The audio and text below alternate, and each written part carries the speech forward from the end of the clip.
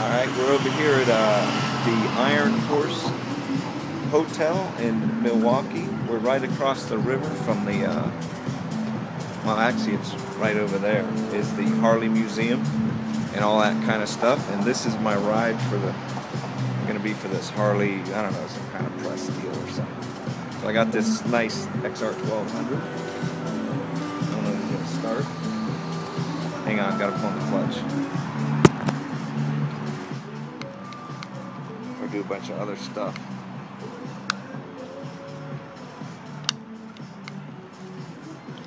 Kickstand gotta go up. Jesus Christ, there's like 40 things I gotta do.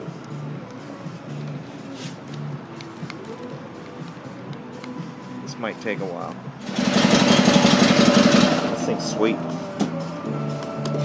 Alright, we're gonna try it again because I was pushing the blinker on a Harley. This is the blinker, that's the starter.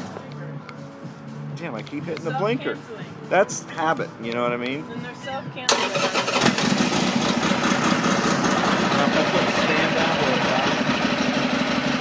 This is Jennifer, King Harley. She's doing the whole deal and going to show us around. Where are we? Elkhart? We're in Milwaukee.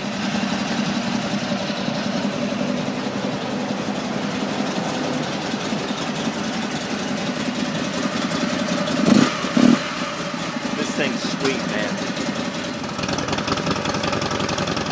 I really shouldn't love this bike this much, but it looks so much like a flat tracker, and I love a flat tracker. So even if the bike's a piece of crap, I'm gonna love it just the way it looks. I feel I should mention something about vibration, as it is a Harley, so it does shake. It's rubber mounted. They've got it pretty good up to about 4,000 RPM, and it's real smooth below that. Above 4, which coincidentally is like 70 miles an hour, from there on it starts shaking. You feel it in the foot pegs and the handlebars and things like that. Probably if you're coming off a 4-cylinder Japanese bike or a Goldwing, you're going to think, God, this thing shakes. But it's smooth enough for me, and if you're not a real freak on like, you know, you're going down the highway 80 miles an hour for 500 miles. It's probably not the best highway bike, although I would still prefer it to a Bagger or a Goldwing. I'd rather suffer on this than ride one of those things. Not that there's anything wrong with those, it's just... I don't know if you've ever sat on a regular Sportster, but they feel kind of real top-heavy, like, whoa, I'm going to drop the thing if you lean it over. And for some reason, this one doesn't feel like that. It actually feels lighter than a regular Sportster, even though it's not. And it sits higher, which is confusing me, because you'd think sitting higher, everything would be higher, it would be, you know, more prone to, like, you know, that, but... Maybe it's something like longer arms on a wheelbarrow or something that gives you a better lever. And like I'm up here, so I'm moving it instead of down here like an iron. Thing wants to get away from me. But it doesn't feel heavy at all when you're just sitting here. So I'm enjoying my time with the XR1200. It's still a cool bike. I love it to pieces. There's a few things going on here. One, it's got really good brakes, which is, you know, not, Harleys aren't really known for, you know, stopping very well. And this thing's got kick butt brakes. You can just 2 fingers and the thing will lock the wheel up, which is a lot of fun. That's not to say it actually stops fast, because it weighs a lot, you know. So you got, I don't know, it's like 500 and something, 70 pounds or some ridiculous thing. So even though the wheels have stopped turning, the inertia of the bike doesn't allow it to stop really super quick. But you've got the brakes, they're there. You know, it's just heavy and hard to slow down.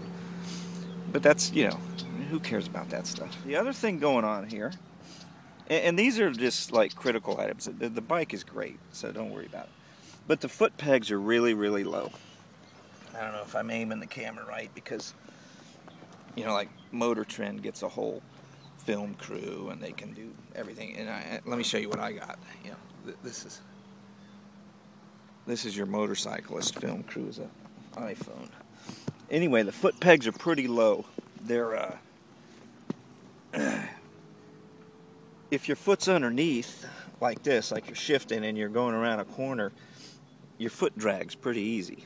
So you want to keep your balls of your feet up here on the foot pegs if you're really leaning over. I mean, it's got a hell of a long feeler too. I was over at the Road America or whatever it is, and their foot pegs are up around here. This is a good place to stop and talk about the right side of the bike, since I just about dumped it. I don't know if you can see that corner down there, but I found this nice windy road here in Wisconsin, and it's called Cemetery Road.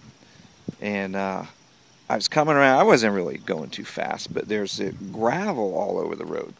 So of course I'm leaned over like, you know, Jack the Lad, and bam, hit the gravel. The front end starts pushing, but the bike, you know, you just kind of stay with it. The bike handled it fine. And I'll probably slow down since this is like a farm road and there's cow crap on it and deer and squirrels and things. So the bike handles well when you're out of control, almost crashing it. And on the right side, the only issue I have with the right side of the bike is the brake pedal. I don't know if you can see this, but it's real close to the muffler heat shield. So when you kind of step on it, I keep stepping on the heat shield, and there's not a lot of course I don't use the back brake that much, but that's kind of weird. So you gotta be aware of that, and that's more of a personal issue. As far as the comfort, the bike just is, for me, ergonomically just perfect. Everything's in exactly the right spot. So if you've had like thyroid issues as a youth or pituitary gland problems, this bike is for you. One of the tall guys was riding one earlier, 2 or 3 days ago, and he felt cramped on it and all. Well, you know, tall people are a pain in the ass anyway. The mufflers on this bike are really, really big. Have you seen them? They're huge. Keeps the bike nice and quiet though, and I think I would leave them just like that, even though they probably add about 50 pounds to the bike, because I really don't need to make that much noise anymore. I've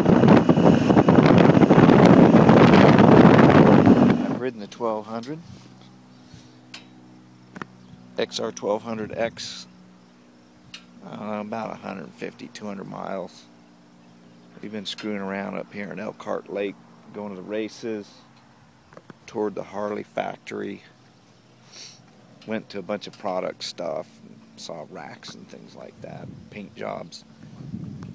But overall, this bike is still very nice bike. I still love it. It's a Harley, so you can buy like 50 million parts to make it go faster.